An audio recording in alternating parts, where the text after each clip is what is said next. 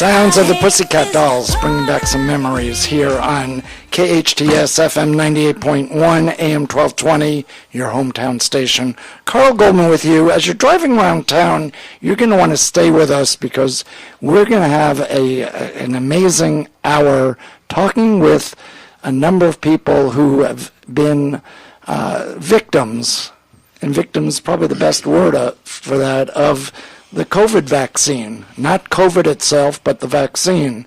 And for those who don't know, I myself am a victim of the vaccine, having taken a vaccine, not the COVID vaccine, but a vaccine that became a life-changing ordeal for me. And we're going to learn about the life-changing ordeals for the three of our guests here in the studio, including one of the members of the Pussycat Dolls, the former member of the Pussycat Dolls, Jessica Sutta, along with Brianne Dressen, who founded a group called React 19. We're going to learn all about that as well. And then Ernest Ramirez. Welcome, all of you. Thank you. Thank you, sir.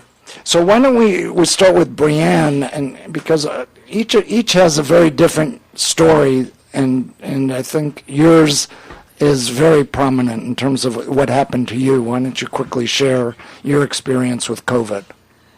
Well, the first experience that I had with COVID obviously was the lockdowns and everything else, And so while you were being holed up on a ship, I was being holed up in my house with my kids, and I wanted to do everything I could to protect those around me. So I signed up for the clinical trial with AstraZeneca. And in November 4th, 2020, I got my one and only shot. And within an hour, I had tingling down my arm. And within the next 2.5 weeks, I landed in the ER 4 times, was hospitalized once. And we definitely, ran into some problems with the clinical trial company. After my injury, they called me while I was in the hospital and told me that, I needed to, not get a second dose. But then they told the public that anyone that didn't get a second dose decided on their own that they weren't going to get a second dose.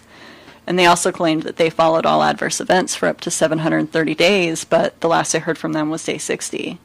So at this time, at day 60, when they ceased communication, I really was fighting for my life every single day at that point. My heart felt like it was a little tin ball rattling around in my chest all the time.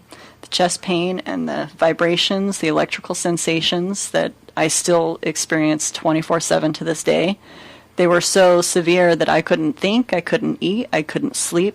The only thing I could control at that time was breathing. My doctors didn't know what to do. The drug company was nowhere to be found as soon as there was a problem. And so I had no other choice but to, figure it out on my own. You also shared with me that you felt like there were pins all throughout your body, just penetrating your skin. Is that still the case? Oh, yeah. So the first sensation I feel every single morning when my medicine wears off is this painful electrical surge, and it feels kind of like, there's a bunch of needles just running up and down my veins all the time. Yeah. So, Brianne, you weren't getting any assistance from the CDC, from the government, from the drug company. In fact, if anything, you were told the exact opposite, to just be quiet about it, correct? And they were just ignoring you. Yeah, so in January 11th, 2021, we reached out to the National Institutes of Health. We connected with Avindra Nath, who's underneath Dr. Fauci, and he set up a study to study us. They brought several of us out to the National Institutes of Health. They did testing, treatments. They were supposed to follow our treatments. But and we left there with hope. We left there with the promise that they were going to disclose these issues to the public, and they were going to do everything they could to help us restore our lives. But the caveat was, and they told me this point blank to my face, that I needed to be quiet about what they were doing there at the National Institutes of Health. So I came home hopeful, but as 2021 ran on, and we started to find more and more like us, people that had no idea that these issues could even be a possibility, and they themselves got picked off, the NIH grew quiet. And by the end of the year, the mandates were in full force, and the National Institutes of Health was completely silent. And when was it that you decided to start React 19? So we started React 19 in November of 2021. And the whole reason for that is because we had gone through that entire year. We had been reaching out through the appropriate channels at the FDA, at the CDC, at the NIH, at the drug companies, and we weren't getting anywhere, even though we had documented vaccine injuries from the government themselves. They still were not going to hold up to their end of the bargain. So then we realized, well, if nobody's going to help us, we have to do it ourselves. And you had no experience doing this before because your job was what? So I was a preschool teacher. So my life before that, I was a project manager in commercial construction. But no, that's not advocacy work. So this is a totally new world that we're kind of thrown into, and but at the same time, it's been probably the greatest honor of my life to be able to actually see what's happening, because before I was totally blind, but then also to be able to do everything that I can to try to help those around me to restore their lives as well. And as I understand it, when you started going public with this and formed React 19, you set up a Facebook page, Facebook canceled it, then you put it back up or found a way to get around Facebook, putting it down. And last time I talked, there were about 40,000 people on it that you identified as vaccine injured. Is that correct? Yeah, so right now React 19 has over 30,000 injured in the United States. Our international partnerships, it's well over 40,000, 50,000 injured people. And these are people that are confined to their beds, or they're, they have enough debilitating symptoms that they cannot function at the level that they did before. So they're struggling to get out of bed, to maintain their job, to pay the bills, to take care of their kids. These injuries have turned out to be very life-altering and confining for these people. And the three of you who are samples of that here in the studio are just a small sampling, as we said, with as you mentioned, Bree, over 60,000 now identified, and I'm sure there are a lot more who are not identified. I know in my wandering around Santa Clarita alone, people are aware of my story, and I'll constantly hear of somebody who's been injured by the COVID vaccine, but they don't know where to go. They're afraid to go. I lead them over to React 19, but some of them may have joined it, some of them may not. So I'm sure that for everyone that's part of React 19, there are many, many others who aren't. Let's slide over to Jessica. You've got an interesting story. I mean, started out as a vocalist for the Pussycat Dolls. Yes. Many, many moons ago. Feels like a different lifetime at this point. And what happened with you? Why don't you share your experience? Sorry, I'm dealing with burning in my rib cage, so sometimes it takes my breath away. So I decided to get the shot because I was protecting my kid. That's what I was hearing in the news.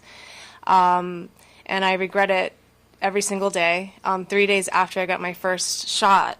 Which one did you get? I got Moderna. Okay. And 3 days after I got the first shot, I woke up with a muscle spasm in my back that just didn't leave my body. And it felt like my rib was broken. It felt like knives. It was horrible. And like an incredible amount of brain fog. I just felt like my whole brain was hijacked.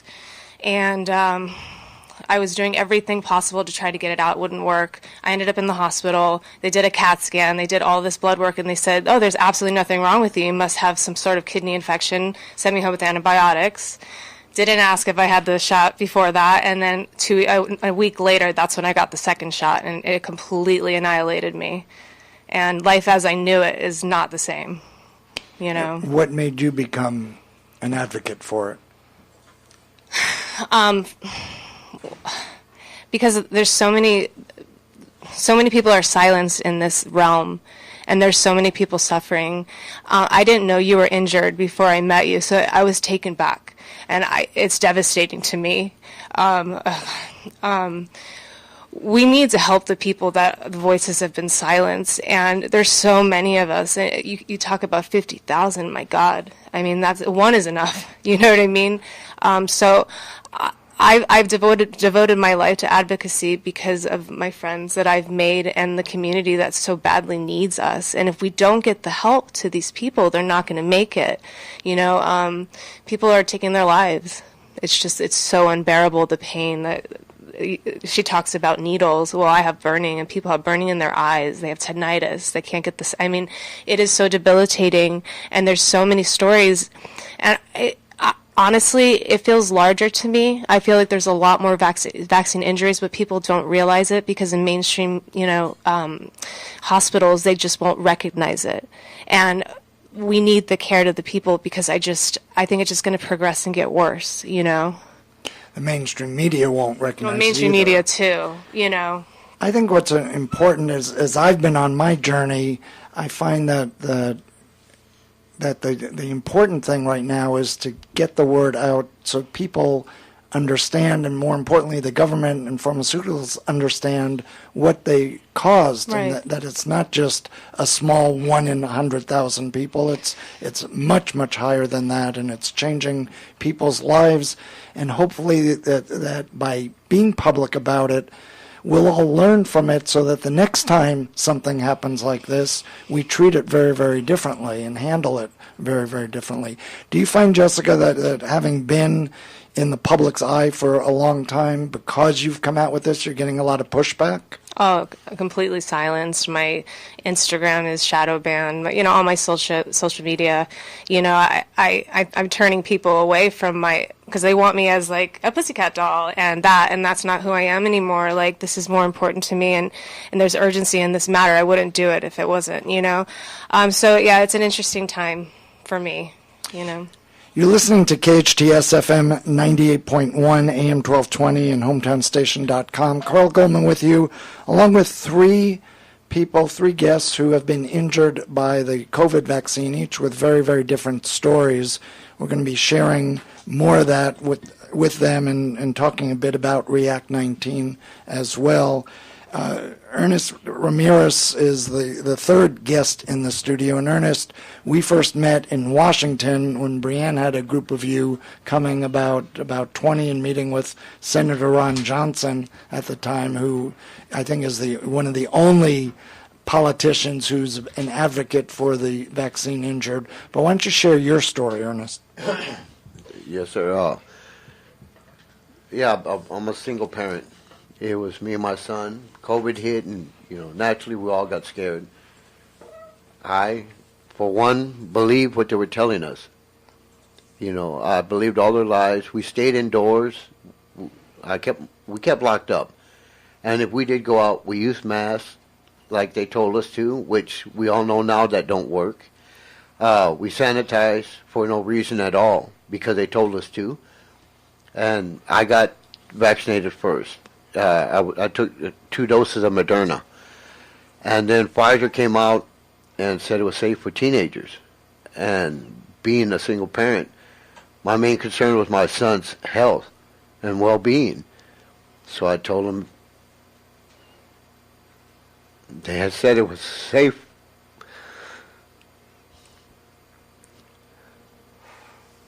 They said it was safe for teenagers, and if he wanted to go get it. He said, "Sure, Dad, let's go." He believed it too. So we went, and I took him to get vaccinated.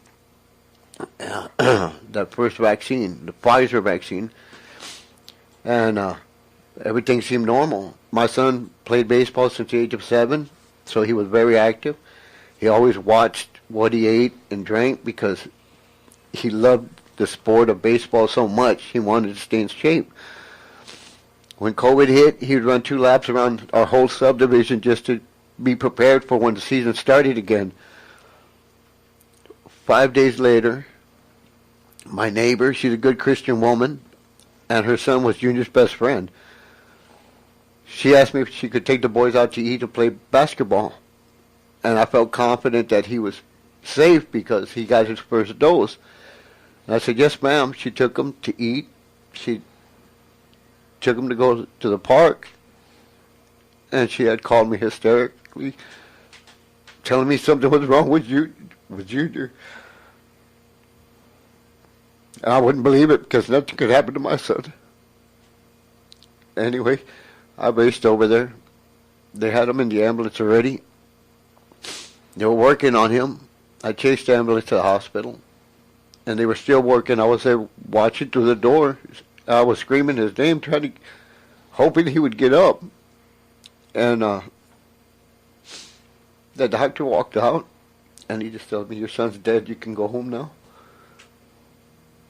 And I went crazy. I threw the doctor against the wall. A million and one things were going through my mind. Naturally, we would go to church every Sunday. I would always tell myself we have to be grateful for our blessings. And I cursed God out loud because how could God let this happen to my son? I was trying to raise a good man. And like I said, it wasn't God that did it. It was man killed my son. So I told, they were asking me what I was going to do now, and I made plans of going to D.C. on my motorcycle. And Senator Ron Johnson found out about it, and he called me. Asked me if I would meet him there, and I said, yes, sir, because he asked me, what are your plans? I said, I don't know. I'm going to go knock on the gate, see if Biden opens up. I need some answers.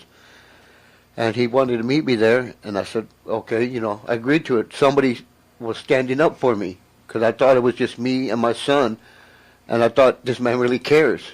When I get to D.C., and I'm standing in the lobby, and some lady walks up to me and tells me, "Mr. Ramirez, come over here. You're part of our family."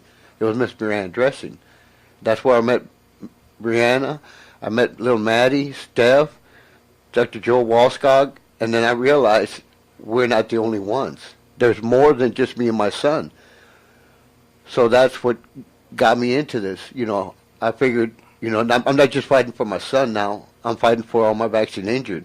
I have to do something. The good Lord put me in this position for a reason. So I just continued to do this. FEMA had been bugging me for the past 2 years. I filed for funeral assistance. During the COVID, they were helping families out, and they denied me, saying my son didn't die of COVID. And I said, of course not. He died from the vaccine. And they said, well, we can't help you. So I said, I'll figure it out on my own, because being a single parent, I had insurance on myself to leave my son, in case something happened to me. I was expecting my son to go before me. So they kept bugging me. They even offered me $10,000 to $35,000, where the minimum was $9,000 for funeral expenses. Now they went up to $35,000, but they wanted me to change his death certificate so that it read COVID and not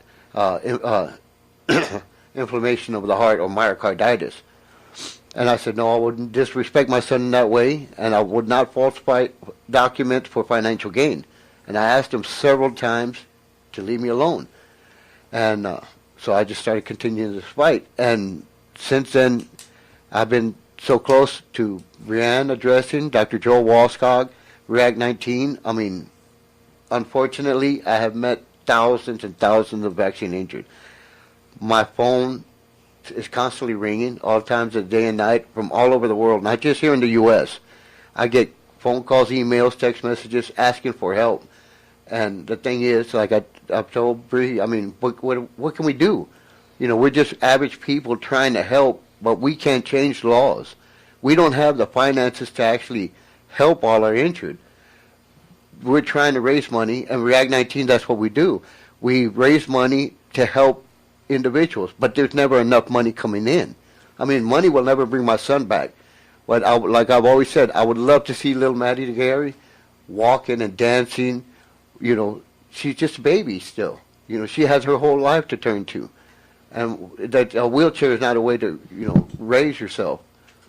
Ernest, how old was your son when this happened? He was 16 years old. 16. And when you said a few seconds ago that they asked you to change the death certificate, who's they? FEMA.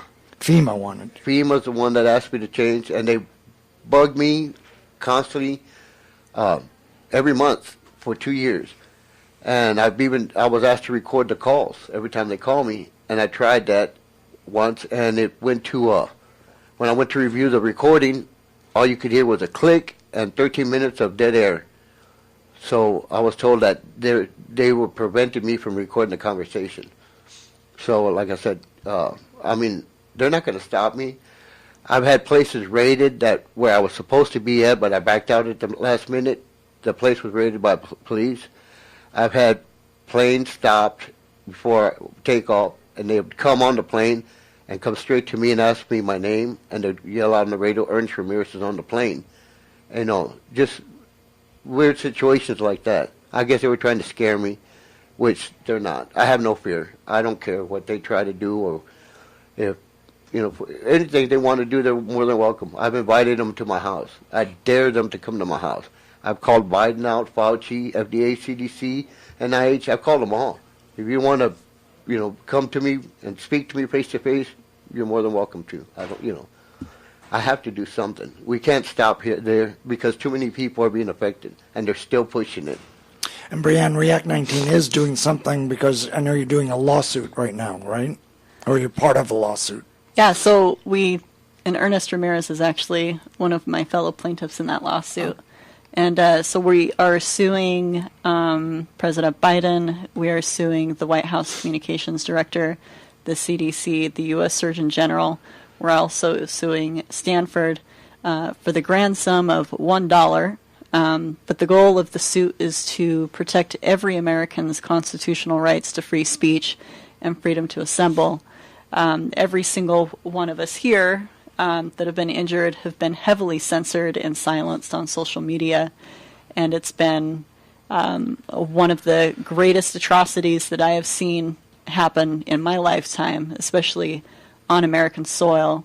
There's a project called Project Veritas, or what was it? The Virality Project, that was funded by the Bill Gates Foundation, and it was to track everything that was going on with the public opinion in the COVID world. And my name shows up several times in these briefings. These briefings were then sent to the White House, and the White House used these weekly briefings to then instruct big tech to on what was and was not allowed on these private platforms. And we saw this through the emails that were released through Twitter by Matt Taibbi. There's a huge litany of documents that have come out from government agencies that have been, they should be alarming to every American. It shouldn't matter if you are questioning a product or if you're all for a product. The fact that you can't even question what it is without being silenced. The fact that your son can, dies from a product, and you're not allowed to say that your son died from a product. That's as un-American as it gets. So that's what the lawsuit is for. Well, hopefully you'll keep us posted on that. We experienced the censorship as well when we had, about a year ago, we had executives from the Unity Project here, which is an advocacy group and handling a lot of the legal battles against the mandates. And we did a show similar to this, but the show really wasn't as penetrating as this is because we weren't talking about specific stories and we weren't pointing fingers. We were asking questions about it and raising concerns from both sides. Right. And the beauty of being an owner of a radio station is you can say what you want to say on the radio station. We can do that on our website as well.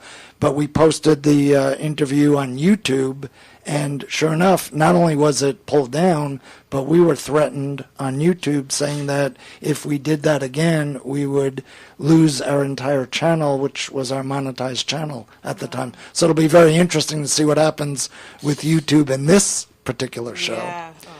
We're going to take a short break right now, come back again and talk about React 19 with Ernest, Brianne, and Jessica right after this short break. Going back in time to the Pussycat Dolls here on AM 1220 KHTS FM 98.1. Carl Goldman with you as we talk about COVID and the COVID vaccine. We have one of the former vocalists of the Pussycat Dolls in the studio, Jessica Sutta, along with Brianne Dressen and Ernest Ramirez, all of them part of the group React 19, and all of them vaccine injured with some really compelling stories that we just finished sharing. By the way, if you are just tuning in now and want to hear this show, you can go to hometownstation.com after the show. We'll have the podcast up on our website in audio. We're streaming Facebook Live right now, if Facebook has still kept us up, which they have so far. And this will be on, we hope, the YouTube channel, that they'll keep it up afterwards. And it's hard to believe that in the United States in 2023 that we have to worry about conversation being cut off. That's not really that much of an attack. It's really more of a question and bringing up information and talking about that. But React 19, we discussed a little bit about the political advocacy you've done, and I know you're fighting for compensation right now for all the victims, Brianne. Yeah, so one of the core missions of React 19 is to provide financial support for people that have been harmed by the COVID vaccines. The other two arms are that we provide emotional and physical support. But the financial need of these people it's urgent, and it's very dire. These people have been financially destroyed. There is no disability. There's no diagnosis codes for COVID vaccine injury, so their doctors, when they go in to get diagnosed, there is no way to document through the ICD-10 diagnosis codes that are established by the United States government. COVID vaccines is not in there. So doctors can't be compensated for treating this unless they find other, etiologies and other issues. People are out of work. Their doctors are unbelieving. They can't get doctor's notes. Their employers, are unbelieving because their doctors are unbelieving, so they lose their jobs. We have people that live in cars, and they literally have to make the choice between putting gas in their car and going and getting the prescription that they need, so they don't feel quite as electrocuted as they would normally. And in your case, as you mentioned before, you were a preschool teacher. Luckily, your husband, who's been an angel through all this, has not only provided financial support and emotional support, but you have kids, and there was a time where you couldn't really handle the parenting duties either. Yeah, so, we, just like everybody else, we were financially hit hard. But we are in a situation now where we've made those financial adjustments, so I can dedicate my time to this full time, 100%, donated. But yeah, we had to refinance the house. We had to hire a nanny for a while. It's been a struggle for sure. We're not sure what the next couple of months are going to look like. But that's how it is for everybody in this situation. And then of course inflation decimated everybody. So at React 19, what we've been able to do is try to fill the gap, build a bridge between hopelessness and hope. And for us, one of those programs is the Care Fund. And it's a medical grant program where we issue grants between $6,000 and $10,000. And these go to individuals that are in financial need to help them with their medical bills. So we don't pay for travel, we don't pay for lost income, but we pay for medical expenses. So to date, the United States government has paid $11,000 something in total to Americans that have been injured by the COVID vaccines through a highly failing program called the CACP program. It has a 97% rejection rate. And just so people are totally clear, there is absolutely no way that we can seek restitution directly with the drug companies. We are forced into this CACP program that's failing. So by contrast, you can't do that because they provided, this is under Trump, they provided total immunity for the drug companies in order for them to push the COVID vaccine quickly through. So, correct. So that they simply were able to develop all the vaccines and have absolutely no liability. Correct, yeah. And so, but what that did obviously is it gave the drug companies billions of dollars, and we're all in the red right? And we have no right to due process, so our constitutional rights have been impaired for sure. So in contrast to that $11,000 that the U.S. government has paid to COVID vaccine-injured individuals, React 19 has paid well over $500,000 in the last 12 months. Our goal is to have that up to at least $750,000 by the end of this year. But just like everything else, we are entirely dependent on just grassroots donations. We don't have any philanthropic donations coming in. We don't have any corporate sponsors, of course. We're a little radioactive the last time I checked. Yeah. So, exactly. But we are doing everything we can to get money into the hands of those people that need it most. And that's why Jessica and Ernest believe in what we're doing with the very core of who we are. It's because they see that these programs in action. They see just how much we can as everyday people. When we come together, they see firsthand how we can change people's lives.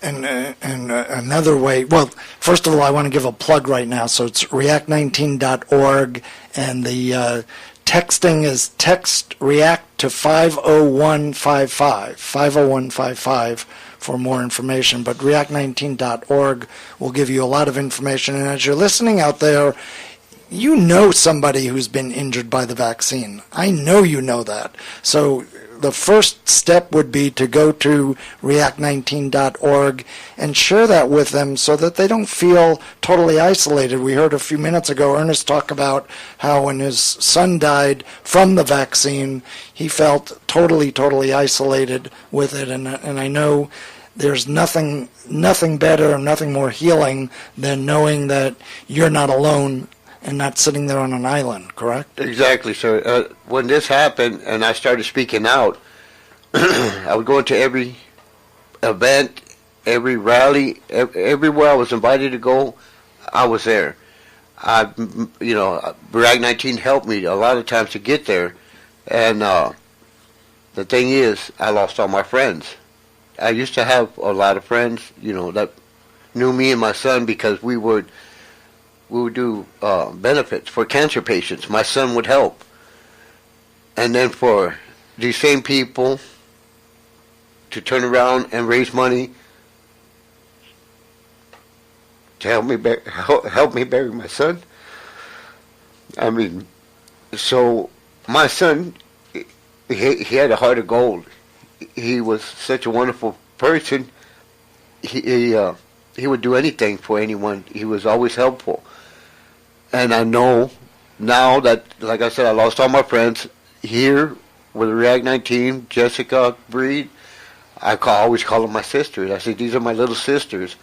And amongst other things, I call them my little spoiled brat sisters. That's what I actually say. But we're a family. I have somebody to lean on. I have somebody that checks on me. I check on them. Unfortunately, we might have never met each other if it hadn't been for this poison that we were given. But I thank God for them being in my life because they give me the strength. When I'm at home, I get depressed. I'm down. I feel like giving up. I said, I could eat a bullet and this will all end right now. But I have them whenever I'm with them or they call me, they actually lift my spirits. They give me the reason to keep fighting. My son and my family, they recharge my batteries the way I say it. Because I get in a depression and I just don't want to do anything. And knowing that they're there, they need help too, like everybody else does. So I figure I have to continue this fight. Mm-hmm. If I don't do this, who's going to take my spot? Because you don't see very many men. There's always the women standing up. The women are the ones that are standing up fighting for their children. And I've always said the men are supposed to be the king of the castles. The protectors of their home. Where are they at? You're not protecting your own children? Thank God nothing's happened to you or your children. But you never know what tomorrow brings. If they get affected and then you end up calling me, I'm sorry, I should have listened to you. I don't want to hear that. I want you to listen to me now before it affects your family. I can't force you into doing something. If you want to get vaccinated, I wish you the best. I just want you to learn from our mistakes, what we're going through. The loss of my son, injury to your family members and yourselves. You know, these people, you know, we can never live a normal life again. Imagine all the birthdays, my son's wedding, my grandchildren he would have gave me. I'm going to miss that. I'll never have that happiness in my life again. And Bree, you know, and Jesse Bowles, they can't be out there running, playing with their children like a normal parent does because they get tired. Their body is not the same. It can't withstand all this stuff. Because I see them. A lot of people don't see what they go through. When we're at different locations, events and stuff, I see the toll it takes on them. I see them exhausted. You know, they can't put up with it. It's too much. So I don't want any more people joining our family, to be honest. And it's not just an isolated instance. As we mentioned earlier, there are tens of thousands, more than 40,000, between the 30,000 in the U.S. that are on the React 19 list of injured, and then, as you said, over 10,000 internationally, and that's just the tip of the iceberg out there. I know for me, having been vaccine injured, and it was with a spike protein vaccine as well, not the COVID vaccine, but I almost died from it. I was in a wheelchair for a year. I went through a lot of similar symptoms to what you have. But I find as I get out there, as I share my story and meet people, and they see I still walk with a walker and had a life-changing incident from this, they're sympathetic, they understand, they've been supportive, but they look at me as an isolated island. It's not going to happen to them. The odds are, in their mind, 1 in a million, when I think it's more like 1 in 2,000, and those odds are pretty high when you think about that. I want to slide over we only have a couple minutes left. We mentioned Senator Ron Johnson earlier, and I had the privilege of meeting him with a group of you as well when we were last back in Washington. He has been leading the way in support on this and in trying to get the word out, and also in terms of gathering people together and helping to give some kind of assistance. But until the Republicans take over the Senate, it's going to be a while before we see all of this coming out in terms of hearings and other important things that need to be addressed in order to make a change. Not necessarily giving more than the 11,000 the government has given, but as we talked about earlier, letting us learn from our lessons and from our mistakes, right? Jessica, how about you? What are your thoughts with all this? I just think it's ridiculous that the silencing of this very important issue is not in the forefront of every news station there is.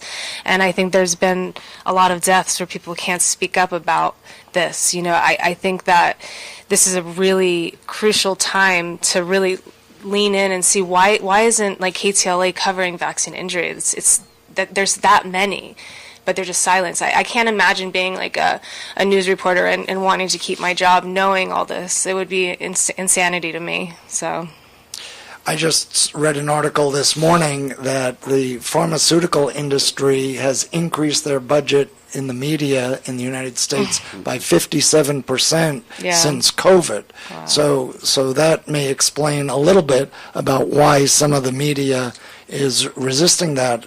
We happen to watch a NBC channel a while ago, which is probably the first time we've looked at regular television for a long time, and we watched a 2-hour special, and in that 2-hour special, probably 50% of the commercials were pharmaceuticals. Yeah, they've taken over the world. You know, even like the Grammys is brought to you by Pfizer. It's all there, you know. So, yeah, it's pretty wild. But it's a booming business. I mean, I think they made billions off of this, right? It's just like, wow, not even that much money would help this community. You know what I mean? And they're just, I don't know, it just shows you how greedy people are. So if you could control a crystal ball right now, what would you like to have happen? I would like the attention to be put on vaccine injured, heal the vaccine injured, I mean, a lot of their worlds have been just annihilated. I'd like to see some people in jail. Can I say that? Yeah, I think there needs to be a lot of people punished for these war crimes, as I do think it's a war against humanity. The way that they designed this injury, for me, one of the doctors told me it was called microscopic inflammation. So on any type of MRI or CAT scan, you wouldn't be able to detect what I feel inside. So the way that this was designed was perfect to make someone suffer with an invisible injury. It's wild.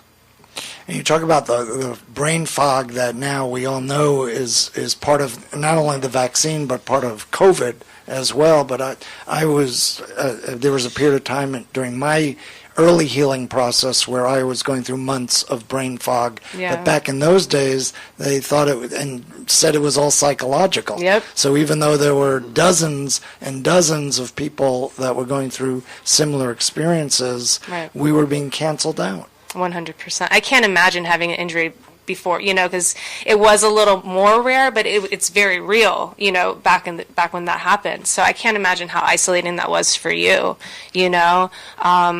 It's just so wild that they don't have any liability to this when it's hard for you to walk, or it's just devastating to me, and it's so cruel that they would inflict this on anyone at all, so. Brianne, what's the next step for React 19? The next step is to continue to get people better and support those that support us as well. Ernest Ramirez foot through his own finances has put an incredible tribute together in the form of basically it's a rolling billboard. It's a trailer, and it has those who were lost to the COVID vaccines and those who were severely injured.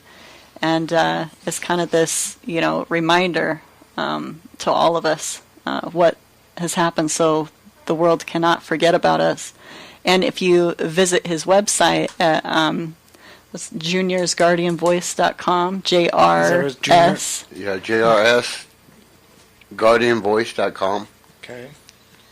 And you can help him donate. You can donate to him so he can take his trailer across this country to help increase awareness, and that's really what this is going to take. It's going to take, everyday people sharing these stories, and to not be afraid of sharing what happened to your aunt or to your niece or to your dad or to your, your uncle or your aunt. I already said that, but we can't be afraid. When we succumb to these kinds of, the social pressure in these ways, when we deep down know, when we know in our heart what is right and wrong, when we know that hiding these people who are needing medical help, who are needing real recognition and care, when we know that's wrong, we need to step up and do our part. And the easiest thing people can do is to tell our stories.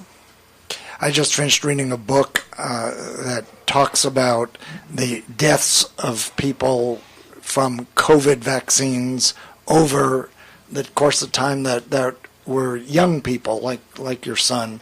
The insurance companies are now paying out incredible figures on the safest of the insured, which are the business insurance, where you hire somebody who's usually between 21 and 65, and when you hire someone, they're going to be in pretty good health, or you're not going to hire them as a business owner. So the safest insurance is getting company insurance, which most of the big companies have, life insurance on those people. It's like gravy for them. But if you look at the statistics, in every single state and every country that had a heavy COVID vaccine, there was a giant spike. Not just a little spike, a giant spike in deaths and payouts that have occurred from the day that after the vaccine was first administered all the way up to the present.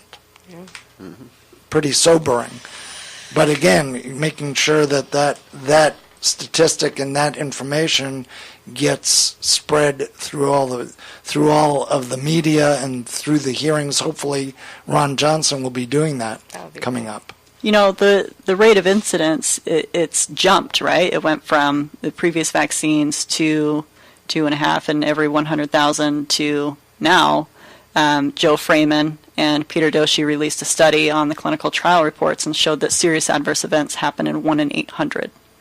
So there's something wrong with the health agencies and the policies that are in place where instead of making safer vaccines, if you look at over the last 30 years, we've progressively been making less and less safe vaccines.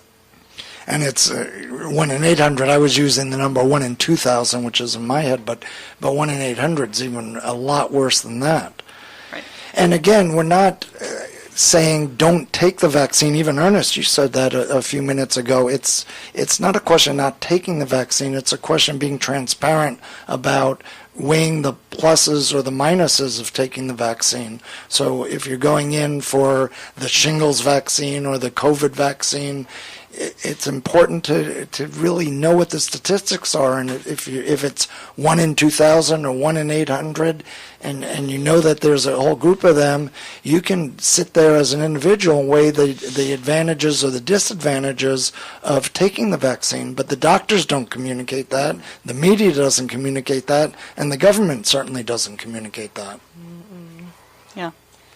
And with that note, we've got about a minute left. So if each of you could just say 10 seconds or so about last words. Jessica, what would those be? Well, thank you for having us. And please donate to React 19.org. Text React 5. What is it? I have it on my hat. 50155. I have it on my hat. And if you hear anyone a vaccine injury, you're not alone. We love you, and please join us. The fellowship, I think, is the most important.